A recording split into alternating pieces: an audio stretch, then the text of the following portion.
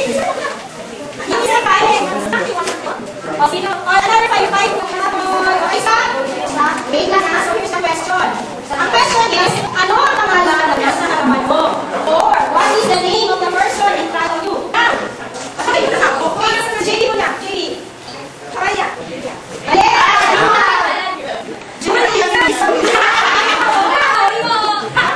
Practice lang yun. Saan? Sino?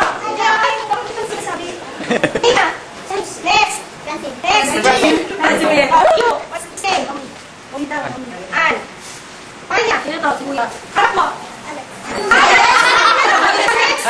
Jasper. Kasi ano yung pangalan niya?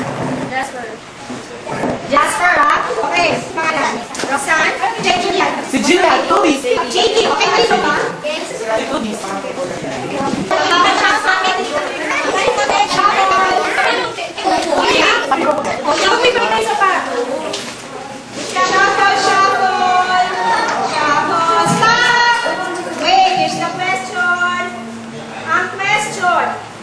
Ano ang pangalan ng nanay ng kaharap mo? What is the mother's name of the person in front of you?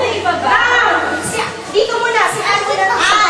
Ano pangalan ng nanay niya? Lagot ka.